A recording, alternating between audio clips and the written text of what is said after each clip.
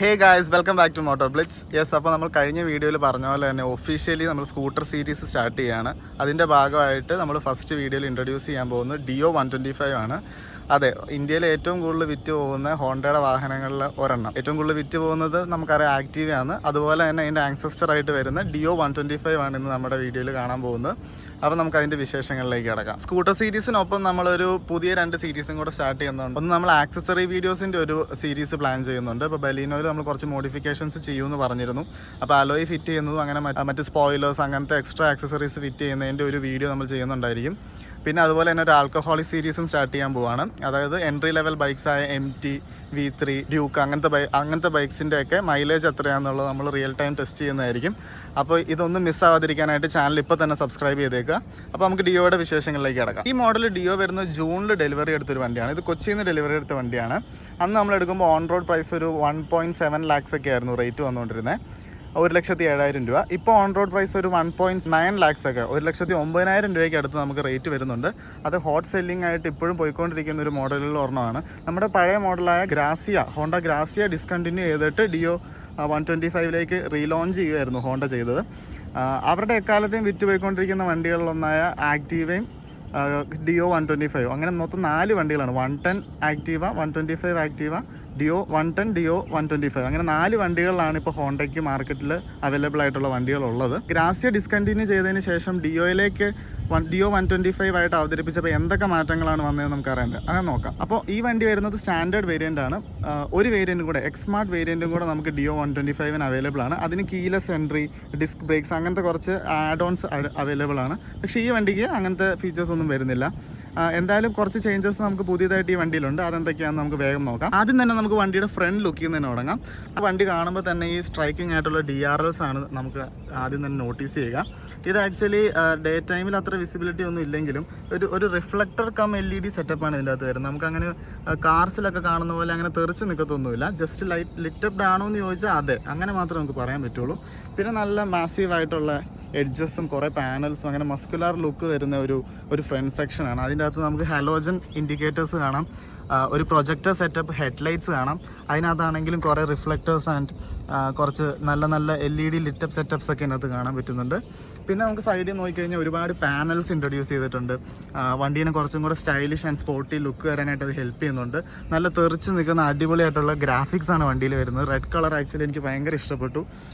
എവിടെ നിന്ന് നോക്കിയാലും നല്ല സ്ട്രൈക്കിംഗ് ആയിട്ട് കാണാം. നമുക്കൊരു പാർക്കിങ്ങിൽ വെച്ചാൽ തന്നെ ദൂരേനെ നമ്മുടെ വണ്ടി ഇങ്ങനെ എടുത്ത് നിൽക്കുന്നത് നമുക്ക് ഫീൽ ചെയ്യും. പിന്നെ നമ്മുടെ താഴേക്ക് വന്നു കഴിഞ്ഞാൽ ഒരു മഡ് ഫ്ലാപ്പ് കാണാം. അതിലും ഈ ഗ്രാഫിക്സ് നമുക്ക് താഴേക്ക് തന്നെ പ്രിന്റ് ചെയ്ത് വന്നിട്ടുണ്ട്. 12 ഇഞ്ചിൻ്റെ ഫ്രണ്ട് അലോയ്സ് ആണ് വണ്ടിയിൽ വരുന്നത്.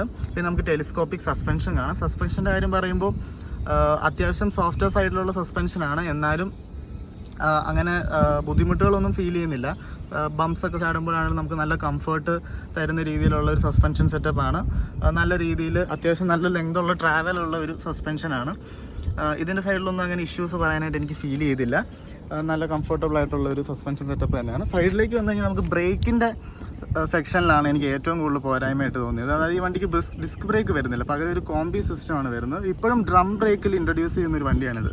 സോ നമ്മൾ 2025ലേക്ക് കടക്കാൻ പോയിട്ടും ഇന്നും സ്റ്റാൻഡേർഡായിട്ട് എല്ലാ വണ്ടികളിലും ഡിസ്ക് ബ്രേക്സ് വരുന്നില്ല എന്ന് പറയുന്നത് ഒരു ഭയങ്കര വലിയ പോരായ്മയാണ്. ഈ കോംബി ബ്രേക്കിംഗ് സിസ്റ്റത്തിൻ്റെ വലിയൊരു ഫാനല്ല ഞാൻ. ഈ കോംബി ബ്രേക്കിംഗ് സിസ്റ്റം എന്താണെന്ന് അറിയാത്തവർക്ക് വേണ്ടി, അതായത് ആക്ച്വലി നമ്മൾ ഫ്രണ്ട് ബ്രേക്ക് പിടിച്ച് കഴിഞ്ഞാൽ ബാക്ക് ബ്രേക്കും കൂടെ ഓട്ടോമാറ്റിക്കായിട്ട് അപ്ലൈ ആവുന്നൊരു സിസ്റ്റമാണിത്. ഇതിൻ്റെ ഒരു ബെനിഫിറ്റ് എന്താണെന്ന് വെച്ചാൽ കുറച്ചും കൂടെ ഫാസ്റ്ററായിട്ട് വണ്ടി ഒരു സ്റ്റോപ്പിലേക്ക് എത്തുമെന്നാണ് കമ്പനി അവകാശപ്പെടുന്നത്. പക്ഷേ എനിക്ക് അങ്ങനെയൊന്നും ഫീൽ ചെയ്തിട്ടില്ല പേഴ്സണലി. വണ്ടി യൂസ് ചെയ്തിട്ടും ഒരു 40-45 കിലോമീറ്റർ സ്പീഡിലൊക്കെ പോകുമ്പോൾ മാത്രമേ നമുക്ക് ഈ ഒരു റേഞ്ച് കിട്ടുള്ളൂ. ഒരു 50 above പോയി കഴിഞ്ഞാൽ ഈ വണ്ടീനെ സ്റ്റോപ്പ് ചെയ്യാനുള്ളൊരു ബ്രേക്സ് ഈ വണ്ടിക്ക് ഇല്ലയെന്ന് തന്നെ വേണം പറയാൻ. അത് ഇതിൻ്റെ ഹയർ വേരിയൻ്റ് ആയിട്ടുള്ള എക്സ്മാർട്ട് വേരിയൻറ്റ്, ആ വേരിയൻറ്റിനാണ് ഡിസ്ക് ബ്രേക്ക് വരുന്നത്. പെറ്റൽ ഡിസ്ക് ബ്രേക്സ് ഒക്കെ വരുന്നുണ്ട്. ഇനിയിപ്പോൾ ഡിസ്ക് ബ്രേക്ക് ആണെങ്കിൽ തന്നെ നമുക്കൊരു 55 above പോയി കഴിഞ്ഞ് കഴിഞ്ഞാൽ വണ്ടീനെ ഒന്ന് സ്ലോ ഡൗൺ ചെയ്യാനുള്ള കപ്പാസിറ്റി ഈ ഡിസ്ക് ബ്രേക്കുകൾക്കുള്ളൂ. സോ നമ്മൾ എപ്പോഴും സ്കൂട്ടറിൻ്റെ ഒരു ലിമിറ്റിൽ വേണം ഈ വണ്ടി ഓടിക്കാനായിട്ട്. ഒരിക്കലും നമുക്ക് ഡിസ്ക് ബ്രേക്സ് ആണ്, ബെറ്റർ ബ്രേക്സ് ആണെന്ന് ഓർത്തുകൊണ്ട് നമ്മൾ കൈ കൊടുത്തു കഴിഞ്ഞാൽ ഈ വണ്ടീനെ സ്റ്റോപ്പ് ചെയ്യാനുള്ളൊരു കപ്പാസിറ്റി ബ്രേക്സിൻ്റെ സൈഡിൽ നമുക്ക് തരുന്നില്ല. നമുക്ക് ഒട്ടും ഒരു സ്റ്റോപ്പിംഗ് കോൺഫിഡൻസ് കിട്ടാത്ത ഒരു ഫീൽ എനിക്ക് പേഴ്സണലി ഫീൽ ചെയ്തു. നിങ്ങൾ ആരെങ്കിലുമൊക്കെ ഡിയോ 125 യൂസ് ചെയ്യുന്ന ആളുകളുണ്ടെങ്കിൽ ഈ ബ്രേക്കിൻ്റെ ഇഷ്യൂ ഫീൽ ചെയ്തിട്ടുണ്ടോ എന്നൊന്ന് കമൻസിൽ പറയുക. ഇപ്പോൾ പല ടൈപ്പ് വേറെ ഡിസ്ക് ബ്രേക്സ് വരുന്ന വാഹനങ്ങൾ ഉപയോഗിച്ചിട്ട് ഇതിൽ കയറുമ്പോൾ എനിക്ക് ആദ്യം ഫീൽ ചെയ്തത് അതാണ്. ബ്രേക്സ് ഇന്നും ഒത്തിരി പുറകിൽ, ഒത്തിരി ഔട്ട്ഡേറ്റഡ് ആയിട്ടുള്ള ഒരു വേർഷനിലാണ് വർക്ക് ചെയ്യുന്നതെന്ന് എനിക്ക് ഫീൽ ചെയ്തിട്ടുണ്ട്. അത്യാവശ്യം ആക്സിലേറ്റർ കൊടുത്ത് വണ്ടി ഓടിച്ചതിന് ശേഷം ഇതിലേക്ക് പെട്ടെന്ന് ബ്രേക്ക് പിടിക്കുമ്പോൾ ഒരു സ്റ്റോപ്പിംഗ് ഡിസ്റ്റൻസ് കൂടുതലുള്ള പോലെ വണ്ടി നിൽക്കാൻ താമസമുള്ള പോലെ ഫീൽ ചെയ്തു എനിക്ക് പേഴ്സണലി. പിന്നെ ഈ വണ്ടിയിൽ വരുന്ന മറ്റൊരു പോരായ്മയാണ് വണ്ടിക്ക് ക്രാഷ് ഗാർഡ്സ് വരുന്നില്ല. നമുക്ക് ബാക്കിൽ മാത്രം സപ്പോർട്ട് ചെയ്യുന്ന അല്ലെങ്കിൽ സേഫ്റ്റി തരുന്ന ഒരു ക്രാഷ് ഗാർഡ് സെറ്റപ്പേ വരുന്നുള്ളൂ. ഫ്രണ്ട് സൈഡിലേക്ക് നോക്കിക്കഴിഞ്ഞാൽ അവിടെ നമുക്ക് ഒന്നും തന്നെ വരുന്നില്ല. ആക്ച്വലി ഇതിൻ്റെ ഓൾഡർ വേരിയൻസിന് ഒരു വർഷം മുന്നത്തെയൊക്കെ വേരിയൻസിന് അവർ ഷോറൂമിൽ നിന്ന് തന്നെ അത് ആക്സസറി ആയിട്ട് തരുമായിരുന്നു. പക്ഷേ ഇപ്പോൾ പറയുന്നത് ലുക്സിനെ അഫക്റ്റ് ചെയ്യുമെന്ന് പറഞ്ഞാണ്. അതാണെന്ന് എനിക്ക് അവിടെ നിന്ന് കിട്ടിയ റീസൺ. അതുകൊണ്ട് കമ്പനി തന്നെ ആക്സസറി ആയിട്ട് ക്രാഷ് ഗാർഡ്സ് തരുന്നത് നിർത്തിയെന്നാണ് പറയുന്നത്. പക്ഷെ അത് എന്ത് ലോജിക്കിൻ്റെ അടിസ്ഥാനത്തിലാണെന്ന് ചോദിച്ചാൽ എനിക്ക് അറിയാൻ പാടില്ല. പക്ഷേ എന്തായാലും സേഫ്റ്റീനെ കോംപ്രമൈസ് ചെയ്തുകൊണ്ടാണ് ലുക്സിനെ സപ്പോർട്ട് ചെയ്യുന്നതെന്ന് തന്നെ വേണം പറയാൻ. കാരണം ജസ്റ്റ് ഇപ്പോൾ ഒന്ന് സ്റ്റാൻഡിൽ നിന്ന് മറിഞ്ഞു വീണാൽ തന്നെ ഇത്രയും ഭാഗം ഭയങ്കര വൾണറബിൾ ആണ്. പൊട്ടിപ്പോകാനോ പാനൽസ് പൊട്ടിപ്പോകാനോ അല്ലെങ്കിൽ സ്ക്രാച്ചസ് വീഴാനും ഭയങ്കര ചാൻസ് കൂടുതലാണ്. ഇനി നമുക്ക് മീറ്ററിൻ്റെ സൈഡിലേക്ക് വരാം. മീറ്ററിൻ്റെ സൈഡിലേക്ക് ആദ്യം വരുമ്പോൾ 2 രീതിയിലുള്ള മീറ്റർ സെറ്റപ്പാണ് ഈ വണ്ടിയിൽ വരുന്നത്. ഡുവൽ മീറ്റർ സെറ്റപ്പാണ്. മേളിലൊരു നെഗറ്റീവ് LCD സെറ്റപ്പും താഴെ ഒരു നോർമൽ LCD ആണ്. മേളിൽ നമുക്ക് സ്റ്റാൻഡിൻ്റെ ഇൻഡിക്കേഷൻ കാണാം, ഒരു ടാക്കോമീറ്റർ കാണാം, വലിയ ഡിജിറ്റലായിട്ട് നമുക്ക് സ്പീഡോമീറ്ററും കാണാം. ഇതിൻ്റെ വിസിബിലിറ്റി അത് കുറച്ച് മങ്ങിയ ഒരു വിസിബിലിറ്റിയാണ്. അത്യാവശ്യം നല്ല സൺലൈറ്റിൻ്റെ സമയത്തൊക്കെ ഇത് കാണാൻ കുറച്ച് ബുദ്ധിമുട്ടുണ്ട്.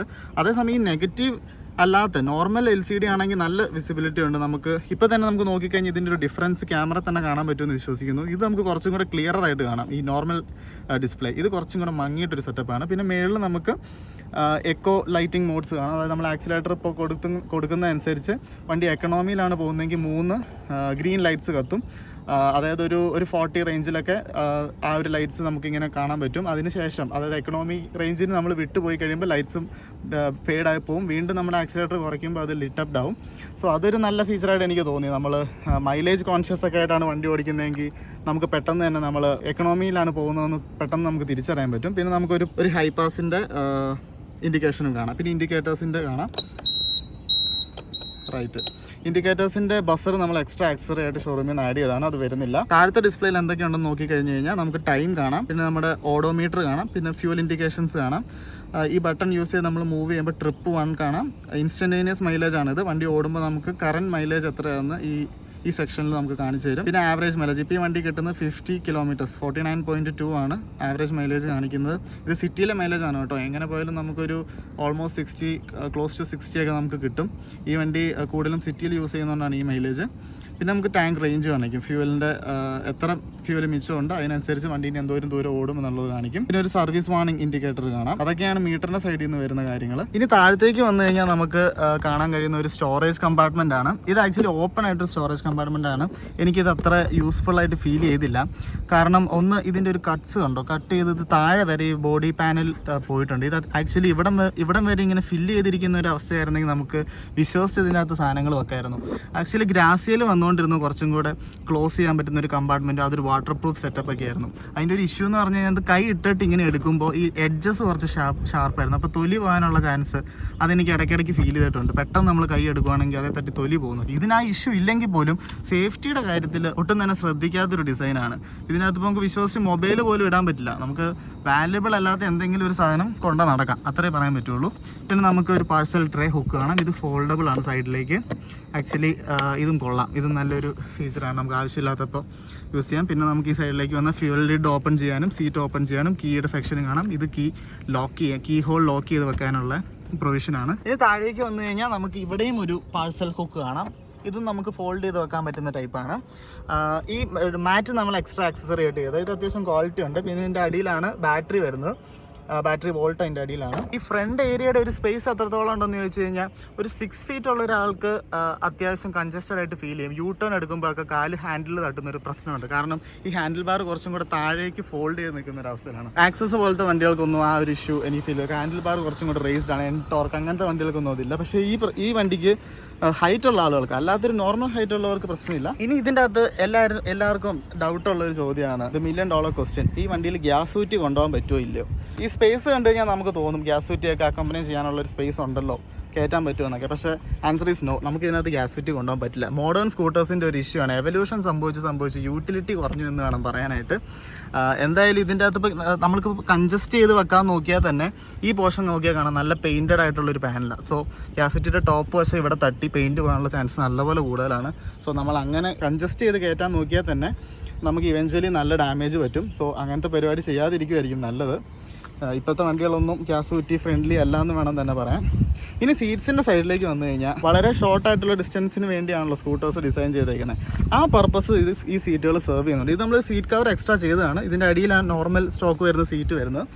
സോ സീറ്റ്സിൻ്റെ സൈഡിൽ നിന്ന് എനിക്ക് ആദ്യം തോന്നിയതെന്ന് പറഞ്ഞാൽ നടുവേദന. അത് നല്ല ശരിക്കും ഫീൽ ചെയ്യും. നടുവേദന എന്ന് പറഞ്ഞു കഴിഞ്ഞാൽ നമ്മുടെ ടെയിൽ ബോണിന് മേളിലുള്ള ബാക്ക് ബോൺ പോർഷൻ ഉണ്ടല്ലോ, അവിടെയാണ് കറക്റ്റായിട്ട് നമുക്ക് വേദന ഫീൽ ചെയ്യുന്നത്. ഒരു ഹാഫ് ആൻ അവർ കണ്ടിന്യൂസ് ഓടിച്ചാൽ തന്നെ ഈ വേദന തുടങ്ങും. ഒരു 45 മിനിറ്റ്സ് കഴിയുമ്പോഴത്തേക്കും നമുക്ക് നല്ല രീതിയിൽ പെയിൻ ഫീൽ ചെയ്ത് തുടങ്ങുന്നതായിരിക്കും. എനിക്ക് പേഴ്സണലി ഇത്രയും ഒരു ഹാഫ് ആൻ അവർ ഓടിച്ചപ്പോഴത്തേക്കും ഈ വേദനയുടെ പ്രശ്നം വന്നു. നിങ്ങൾക്ക് അങ്ങനത്തെ ഇഷ്യൂസ് ഉണ്ടായോ ഇല്ലയോ എന്ന് ജസ്റ്റ് ഒന്ന് പറയുക. ഇനി എനിക്ക് മാത്രം ഫീൽ ചെയ്തതാണോ എന്നൊന്ന് അറിയാൻ വേണ്ടിയാണ്. ബാക്ക് സൈഡിലാണല്ലോ അത്യാവശ്യം വീതിയുള്ള പോർഷനാണ്, കംഫർട്ടബിളായിട്ട് ഇരിക്കാനൊക്കെ പറ്റും. കുഷനിങ്ങും വലിയ മോശമൊന്നുമില്ല. പക്ഷേ ഈ ഒരു പ്രശ്നം മാത്രം ലോങ് ട്രാവൽ എന്ന് പറഞ്ഞാൽ ലോങ് ടൈം ട്രാവലുകൾ. ഡിസ്റ്റൻസ് ഓഫ് കോഴ്സ് എന്തായാലും നമുക്കൊരു ലിമിറ്റിൽ കൂടുതൽ സ്കൂട്ടർ ലോങ് ഡിസ്റ്റൻസിലേക്ക് യൂസ് ചെയ്യാൻ പറ്റില്ല. പക്ഷേ എന്തായാലും ഒരു 45 മിനിറ്റ്സിൻ്റെ അബോവ് പോകുമ്പോഴത്തേക്കും നല്ല രീതിയിൽ ബാക്ക് പെയിൻ നമുക്ക് ഫീൽ ചെയ്ത് തുടങ്ങും എന്നുള്ളത് ഒരു വാസ്തവമാണ്. ഇനി നമുക്കിതിൻ്റെ സീറ്റിൻ്റെ അടിയിൽ എന്തൊക്കെയുണ്ടെന്ന് നോക്കിക്കഴിഞ്ഞാൽ ആസ് യൂഷ്വൽ സ്റ്റോറേജ് സ്പേസ് വളരെ കുറവാണ്. ഒരു 5.2 ലിറ്റേഴ്സിൻ്റെ ടാങ്കാണ് വരുന്നത്. ഇത്രയും പോർഷൻ നമുക്ക് ടാങ്ക് കൊണ്ടുപോയതുകൊണ്ട് ഇന്നത്തെ മാർക്കറ്റിൽ അവൈലബിൾ ആയിട്ടുള്ള മറ്റ് കോമ്പറ്റീറ്റേഴ്സ്, അതായത് മറ്റ് വണ്ടികൾ TVS ജൂപ്പിറ്ററിനൊക്കെ ഇത്രയും ഏരിയ നമുക്ക് സ്പേസ് ആയിട്ട് യൂസ് ചെയ്യാൻ പറ്റും. 2 ഹെൽമെറ്റ്സ് അക്കോമഡേറ്റ് ചെയ്താൽ പോലും പിന്നെ നമുക്ക് റെയിൻ കോട്ട് അങ്ങനത്തെ കാര്യങ്ങളൊക്കെ വെക്കാം. പക്ഷേ ഇതിൻ്റെ അകത്ത് അങ്ങനെയൊന്നുമില്ല. വളരെ ബേസിക് ആയിട്ട് ഒരു ഹെൽമെറ്റ് വെച്ചാൽ പിന്നെ ഒന്നും തന്നെ കയറില്ല, അങ്ങനെ വേണം പറയാനായിട്ട്. നമുക്ക് പണ്ട് ടൂൾ ബോക്സ് ഒക്കെ വന്നുകൊണ്ടിരുന്നത്, ഇപ്പോൾ ഒരു സ്പാനറും ഒരു സോക്കറ്റുമായിട്ട് അവർ ഒതുക്കി. കോസ്റ്റ് കട്ടിങ് കൊള്ളാം. എന്തായാലും അത്രയൊക്കെ സീറ്റിൻ്റെ അടീനെക്കുറിച്ച് പറയാനുള്ളൂ. ഇനി ഫ്യൂവൽ ലിഡ് ഓപ്പൺ ചെയ്യാനായിട്ട് നമുക്ക് പുറകിൽ നിന്ന് ആളെ ഒന്നും ഇറക്കേണ്ട കാര്യമില്ല. ഓട്ടോമാറ്റിക്കായിട്ട് നമുക്ക് ഫ്രണ്ടിൽ നിന്ന് തന്നെ തുറക്കാം. ആ കാര്യത്തിലൊന്നും ഒരു ഇഷ്യൂ ഇല്ല. അതൊക്കെ വളരെ നല്ലപോലെ ഹോണ്ട ഡിസൈൻ ചെയ്തിട്ടുണ്ട്. ഇനി ബാക്ക് സൈഡിലേക്ക് വന്നു കഴിഞ്ഞാൽ ഈ സൈഡിൽ നമുക്ക് നോക്കിക്കഴിഞ്ഞാൽ കാണാം എക്സാക്ട്ലി ഹോണ്ട ഗ്രാസിയയുടെ അതേ ടെയിൽ തന്നെയാണ് ഡിയോയ്ക്കകത്ത് വന്നേക്കുന്നത്. അതേ ഹാലോജൻ സെറ്റപ്പ്, അതേ LED ബാക്ക് ലൈറ്റ്, അതേ ഷേപ്പ്, സെയിം ഡിസൈൻ്റെ കാര്യത്തിൽ ഈ ഇത്രയും പോർഷൻ കറക്റ്റ് വെട്ടിയെടുത്ത് വെച്ച പോലെ തന്നെയാണ് ഗ്രാസിയ എന്ന ഡിയോയിൽ വന്നപ്പോൾ. പിന്നെ ഒരു ചേഞ്ച് വന്നത് ഈ എക്സോസ്റ്റിൻ്റെ കാര്യത്തിലാണ്. 2 ഡുവൽ എക്സോസ്റ്റ് ടിപ്പ് നമുക്കിത് വരുന്നുണ്ട്. ഇതുകൊണ്ട് പ്രത്യേകിച്ച് യൂസ് ഉണ്ടോ എന്ന് ചോദിച്ചു കഴിഞ്ഞാൽ കാണുമ്പോൾ നമുക്കൊരു എസ്തെറ്റിക്കലി ഒരു ലുക്ക് ഉണ്ടെന്നല്ലാതെ സൗണ്ടിൻ്റെ കാര്യത്തിലൊന്നും മാറ്റമൊന്നും വന്നിട്ടില്ല. ഒരു സ്കൂട്ടറിന് എത്രത്തോളം ഇത് പ്രായോഗികമാണെന്ന് ചോദിച്ചു കഴിഞ്ഞാൽ എനിക്കറിയില്ല. പക്ഷേ ഇതിൻ്റെ യൂസ് പ്രത്യേകിച്ചൊന്നും ഇല്ലയെന്ന് തന്നെ വേണം പറയാൻ. പ്രത്യേകിച്ച് സൗണ്ടിൻ്റെ കാര്യത്തിലോ ബേസിൻ്റെ കാര്യത്തിലോ അല്ലെങ്കിൽ ഒരു നോട്ടിൽ എക്സോസ്റ്റ് നോട്ടിൽ എന്തെങ്കിലും ഡിഫറൻസ് ഉണ്ടോ എന്ന് ചോദിച്ചാൽ അതും ഇല്ല. പക്ഷേ ആ ഡിസൈൻ വൈസ് ഈ ഒരു സിൽവർ പോർഷൻ പ്ലസ് ഈ ഒരു black panel and the twin exhaust pipes അതെല്ലാം കൂടെ നമുക്ക് എസ്തെറ്റിക്കലി ഒരു നല്ല ലുക്ക് തരുന്നുണ്ട്. സോ ആ പെർസ്പെക്റ്റീവ് നോക്കുമ്പോൾ നന്നായിട്ട് എനിക്ക് ഫീൽ ചെയ്തു. പിന്നെ സൈഡിലാണെങ്കിലും നല്ല തെറിച്ച് നിൽക്കുന്ന ഫ്രണ്ടിൽ പറഞ്ഞ പോലത്തെ ഗ്രാഫിക്സ് ആണ്. ഡിയോ എന്നുള്ള ബാഡ്ജിങ് സൈഡിൽ നമുക്ക് ബൾക്കായിട്ട് വലിയ അക്ഷരങ്ങളിൽ എഴുതിയേക്കുന്നത് കാണാം. പിന്നെ ഈ സൈഡിലേക്ക് വന്നു കഴിഞ്ഞാൽ നമുക്ക് സിംഗിൾ സൈഡ് 3 സ്റ്റെപ്പ് അഡ്ജസ്റ്റബിൾ ആയിട്ടുള്ള ഹൈഡ്രോളിക് സസ്പെൻഷൻ കാണാം. ഇതും അത്യാവശ്യം സോഫ്റ്റ്വെയർ സൈഡിലുള്ളൊരു സസ്പെൻഷനാണ്. നമുക്ക് ബംപ്സ് ഒക്കെ നല്ല അത്യാവശ്യം കംഫർട്ടബിൾ ആയിട്ട് തന്നെ എടുത്ത് യൂസ് ചെയ്യാൻ പറ്റും. പിന്നെ സൈഡിലേക്ക് വന്നാൽ ഈ ഒരു ഫുഡ് റെസ്റ്റും കാണാം. ഇതും നമ്മൾ സൈഡിൽ ചെരിഞ്ഞിരിക്കുന്ന ആളുകൾക്ക് ഭയങ്കര യൂസ്ഫുൾ ആയിട്ടൊരു ഫുഡ് റെസ്റ്റാണ്. അല്ലാണ്ട് തന്നെ നമുക്ക് 2 സൈഡിലും ഫുഡ് പെഡൽസും അവൈലബിൾ ആണ്. ഇനി ആരൊക്കെ ഈ വണ്ടി വാങ്ങണം എന്ന് ചോദിച്ചു കഴിഞ്ഞാൽ നിങ്ങളുടെ ബഡ്ജറ്റ് ഒരു 1,10,000 രൂപയ്ക്ക് താഴെയാണ്, ഇൻക്ലൂഡിങ് ആക്സസറി ആണ് കേട്ടോ. എന്തായാലും നമുക്ക് സ്കൂട്ടർ വാങ്ങിക്കുമ്പോൾ വളരെ ബേസിക് ആയിട്ട് കിട്ടും. സോ കുറച്ച് ആക്സസറീസ് ഒക്കെ നമുക്ക് എന്തായാലും ചെയ്യേണ്ടി വരും മാൻഡേറ്ററി ആയിട്ട്. സോ ഒരു 1,10,000 താഴെ ഇന്നത്തെ ഒരു മാർക്കറ്റ് കണ്ടീഷൻസിൽ ഒരു 125cc അത്യാവശ്യം സ്റ്റൈലിഷ് ലുക്കിംഗ് ആയിട്ട് ഉള്ളൊരു വണ്ടി. പിന്നെ അതിനെല്ലാം ഉപരി ഒരു ഹോണ്ടയുടെ റിലയബിലിറ്റി, അതിൻ്റെ ഒരു സർവീസ് എക്സ്പീരിയൻസും എൻജിൻ റിലയബിലിറ്റി. ഈ വണ്ടി നിങ്ങൾക്ക് എത്ര നാൾ യൂസ് ചെയ്യണോ അത്രയും നാൾ ഈ വണ്ടി കൂടെ നിൽക്കും. കാരണം ജസ്റ്റ് പെട്രോൾ അടിക്കുക, പീരിയോഡിക്കായിട്ട് എഞ്ചിൻ ഓയിലും സർവീസുകളും ചെയ്യുക, വേർ ആൻഡ് ടയർ സംഭവിക്കുന്ന സ്പെയർ പാർട്സുകൾ മാറിക്കൊടുക്കുക. ഇങ്ങനെ ചെയ്ത് കഴിഞ്ഞാൽ നിങ്ങൾക്ക് എത്ര നാൾ ഉപയോഗിക്കണം അത്രയും നാൾ ഉപയോഗിക്കണം. അങ്ങനത്തേക്ക് ഒരു പർപ്പസോട് കൂടിയാണ് നിങ്ങളൊരു വണ്ടി നോക്കുന്നതെങ്കിൽ Dio 125 is your best choice. കാരണം ഈ വണ്ടി അത്യാവശ്യം ലൈറ്റ് വെയിറ്റ് ആണ്. ഈ വണ്ടിക്ക് ഒട്ടും മെയിൻ്റനൻസ് വരുന്നില്ല. ഇത് ആർക്ക് വേണമെങ്കിലും, ഏത് പ്രായത്തിലുള്ളവർക്കും ഏത് ശരീരഘടന ഉള്ളവർക്കും നല്ല ഈസി ആയിട്ട് മാന്യൂവർ ചെയ്ത് സിറ്റിയിലോ അല്ലാണ്ട് ഇപ്പോൾ ലോക്കലിയോ ഒക്കെ യൂസ് ചെയ്യാനായിട്ട് പറ്റുന്നൊരു നല്ല സ്കൂട്ടറായിട്ടാണ് എനിക്ക് ഫീൽ ചെയ്തത്. പിന്നെ ഇതിൻ്റെ ഒരു റിലയബിലിറ്റി, ഞാൻ ആക്ച്വലി ഒരു ആക്റ്റീവ യൂസറായിരുന്നു. ഒരു 14 വർഷം ഫസ്റ്റ് ജെൻ ആക്റ്റീവ 14 വർഷം യൂസ് ചെയ്ത ഒരാളാണ്. ആ വണ്ടിക്ക് ഉണ്ടായിരുന്ന ഇഷ്യൂ ഫ്രണ്ട് ടയർ വെട്ടിത്തയ്യുന്ന ഒരു ഇഷ്യൂ ആയിരുന്നു. പക്ഷേ ഈ അപ്ഗ്രേഡ് ചെയ്ത് എവല്യൂഷൻ സംഭവിച്ച് ഇങ്ങനത്തെ മോഡലുകൾക്ക്, അതായത് നമ്മുടെ ലേറ്റസ്റ്റ് വണ്ടികൾക്കൊന്നും അങ്ങനത്തെ ഒരു ടൈപ്പ് ഓഫ് മെക്കാനിക്കൽ ഇഷ്യൂസ് ഒന്നുമില്ല. സോ അത്രയും റിലയബിലിറ്റി ഉള്ള ഒരു വണ്ടിയാണ് ഹോണ്ടയുടെ ഡിയോ 125 അല്ലെങ്കിൽ ഹോണ്ട ആക്റ്റീവ 125 അങ്ങനത്തെ മോഡലുകൾ. പിന്നെ നിങ്ങൾക്ക് എന്തുകൊണ്ട് ഈ വണ്ടി വിശ്വസിച്ച് എടുക്കാം, കാരണം ഈ വണ്ടി അടുത്ത കാലത്തൊന്നും ഡിസ്കണ്ടിന്യൂ ആയി പോവില്ല. കാരണം ഏകദേശം 60 മില്യൺ യൂണിറ്റ്സ് വിറ്റ കമ്പനിയാണ് ഹോണ്ട സ്കൂട്ടർ സെഗ്മെൻറ്റിൽ മാത്രം. അതിൻ്റെ ഏകദേശം ഒരു 53% ആക്റ്റീവാണ്.